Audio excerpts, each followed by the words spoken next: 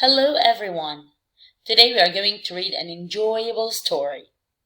It is a modern Cinderella. The genre is a fairy tale. It is a fairy tale because it talks about a main character who had to finish and face a difficult task. And that task or mission was finding Cinderella, who had left her sneakers after being a partner at Dancing with the Prince in a TV show. If you are excited to read the story, please open your reading book on page 108 and let's get started. Once upon a time, the time being the other night, the prince was as joyous as a gamer with a new highest score. He had just danced with an amazing young woman at the royal palace. It was during the taping of his weekly TV show, Dancing with the Prince. He had only agreed to do the show to help his mother, the queen, raise money for charity. But when the prince twirled this lovely dancer in the presence of the audience and judges, he felt as if he were floating on a cloud. However, circumstances changed as soon as the music stopped at midnight. As the applause began, the young woman's cell phone rang, and she rushed from the palace. All she left behind was a purple sneaker. The prince fell into a dungeon of despair. "I must find her again," he cried, "and in time for tomorrow night's final show."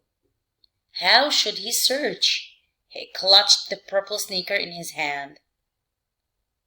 Seeing the prince's tears, the queen advised, "He who consults the right sources will surely succeed." The prince's mind raced like a galloping horse on his favorite game, Horse Chaser. After much consideration, he made a plan. First, he interviewed everyone who had attended the show, but no one could help. Next, the prince searched the internet. He entered the phrase, "great dancer with purple shoe," but he found no one. Then the prince put up posters of the purple sneaker all over the kingdom's social network. Yet no one recognized the shoe or knew its owner. The prince held the purple sneaker in one hand and his computer compass in the other.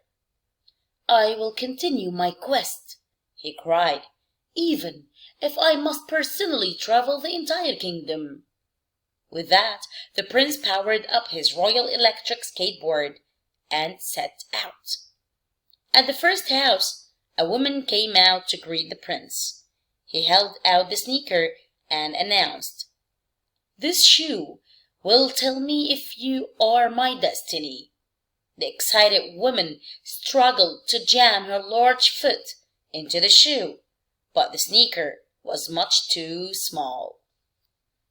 At the next house, another woman eagerly tried on the sneaker. The shoe flopped and fell off.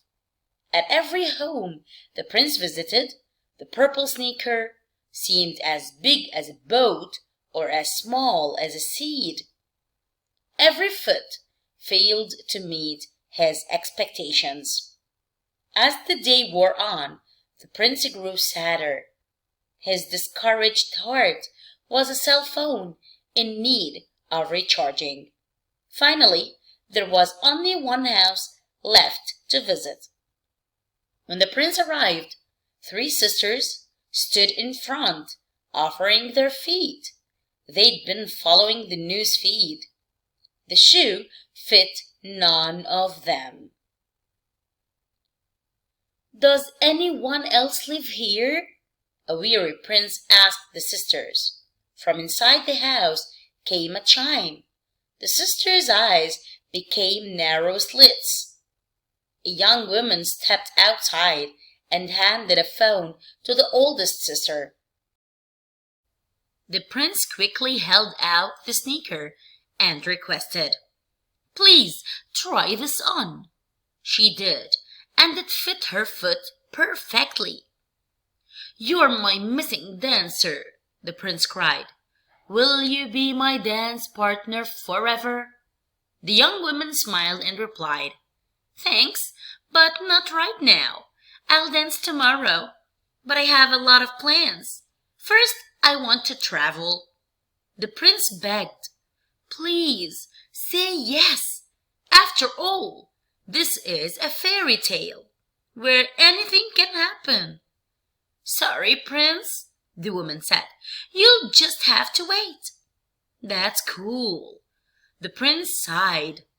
"But at least reveal your name." "It's Cinderella," the woman replied. She scribbled on a piece of paper. "Here's my number. Let's stay in touch. TTYLP." The prince looked puzzled and was unsure of how to reply.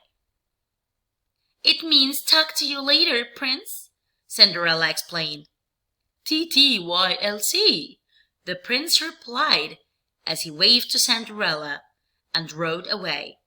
And they texted happily ever after.